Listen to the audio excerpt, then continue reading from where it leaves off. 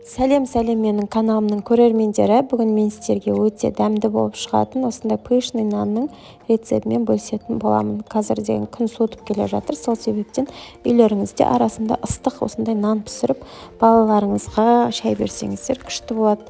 Ыстық кезде еще майға бұлғап жесең өте керемет. Біз кішкентай кезімізде солай жасап беретін еді ғой, мамалар. Нанға бұлғап күшті сөйтіп жейтінбіз. Дәл солай мен де жасаймын қазір балаларыма. Жақсы көріп сүйсініп тұрып жейді. Олай болса кеттік, рецептпен бөлісейін. Осындай табақты аламыз да жылы 1 кесе сүт құямыз. Одан кейін 2 кесе жылы су құямыз. Міндетті түрде сүтіміз, суымыз жылы болғаны қажет. Ыстық болмасын. Ыстық болса дрожь деген еріп кетеді да, не қылмайды. Көтерілмей қалады дұрыстап.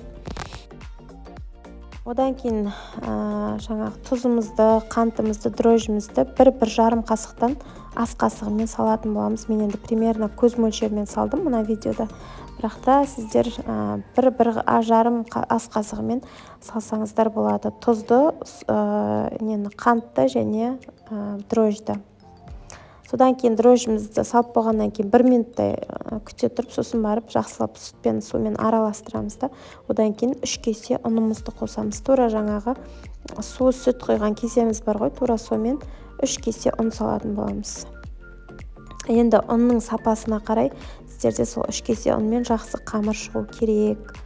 Одан кейін жақсы қамырды илейміз да, үстін пищевой пленкамен жауып қоямыз. Сөйтіп 1 сағаттан кейін уже илеген қамырымыз 2 есе көтерілу керек. Көтерілгеннен кейін уже формамызға саламыз да, өзіңіз қандай формада жасайсыз, өзіңіз білесіз. Дөңгелетесіз ба немесе осы қамырды 2-ге бөліп нан жасайсыз ба, енді көресіздер.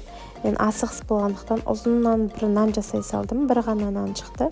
Сіздерден 2 нан немесе майда көптеген нан шығаруға болады. Енді өздеріңіздің қалауларыңызға қарай көресіздер.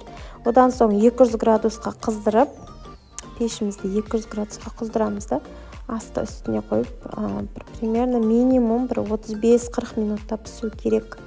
Қызарғанда қарап тұрасыздар, енді пештің несіне қарай. Менікі солай 35-40 минутта пісті. Ал ас болсын достар, міндетті түрде дайындап көріңіздер. Ұнап жатса лайк басыңыздар. Қатты ұнап жатса достарыңызбен бөлісіңіздер. Менің каналымның дамуына үлестеріңізді қоссаңыздар екен. Сау болыңыздар, аман болыңыздар.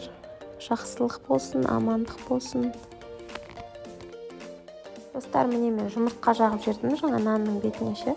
Бір жұмыртқаны алдында жарып, араластырдым да, үстіне жаға салдым. Сөйттім да, үстіне кунжут септім. Мак себесіздер ма или немесе ештеңе сеппейсіздер ма, өздеріңіз қарайсыздар. Сосын 200 градуста міне осылай қызарғанша пісіріп алдым. Иісі деген бүкіл үйді алды, күшті болып. Ас болсын достар, жасап көріңіздер. Каналыма тіркелуді ұмытпаңыздар.